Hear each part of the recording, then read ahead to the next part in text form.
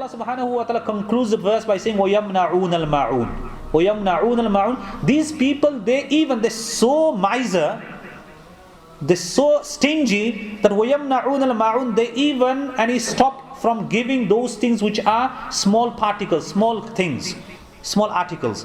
The word ma'un comes the word ma'an. Ma'un, in the wazn of fa'ul. So ma'an means small thing. Hakir cheese, something which is insignificant, something which is not valuable. So these people, they don't even forget giving anything expensive. They don't want to even give something small. So when Sayyidina Abdullah ibn Masud radiyallahu anhu was asked, what does ma'un means? He goes, everyday use. Then he gave an example, like somebody asked for a pot, or somebody asked for hammer, somebody asked for any tools from your house, and no, I'm not going to give it to you. So this is ma'un. Abdullah ibn Abbas was asked, he said ma'un is those things which are domestic things. Domestic things, for example, somebody asks for something from your house which for cooking or something like that, that's ma'un. So when Sayyidah Aisha radiyallahu anha, when she asked Prophet sallallahu alaihi wasallam, says, what are the things that you can't say no to, you can't refuse? If somebody asks, so the Prophet sallallahu alaihi wasallam mentioned three things. He mentions water.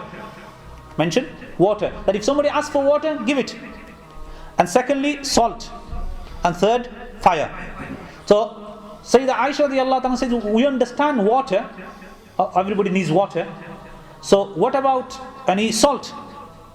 So somebody asks for salt. What's the situation? So he goes, salt is something that the reward is so much that if this person, you gave salt to that person, and so you use that salt for flavoring the food and everything. So all the food that person cooked, you will get the reward of all that food.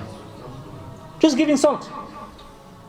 And fire, so the person has used the fire to cook the food and everything. So all the dishes the person has cooked and all the food that has been cooked with that fire, you will get the reward of all that food as well. So these small things, there's so much reward in it. Unfortunately, look, nowadays if neighbor asks, we don't even know who our neighbors are. Look at the hadith, it says, مَا زَالَ جِبْرِيلُ يُوسِينِ بِالْجَارِ حَتَّى ظَنَنْتُ أَنَّهُ سَيُوَرِّثُهُ.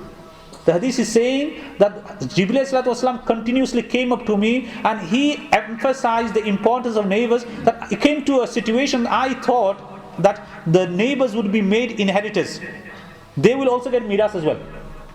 But nowadays, Allahu Akbar, we don't. When was the last time nobody bothers asking, because we know that they won't open the door first place. This is the situation.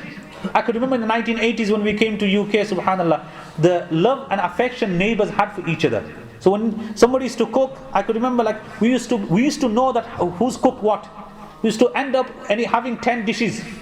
Because why? Everybody used to give their own. So everybody knew. We used to give some from our side, and our mother and father used to send us, go to this house, go to that house. So we used to know all our neighbors.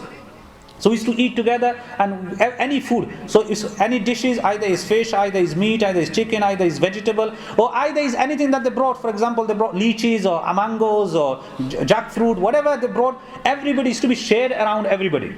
And that's how it was, any love and affection was created. But unfortunately, we don't get that. وَيَمْنَعُونَ الْمَعُونَ. So a person, he doesn't realize the importance of all these things.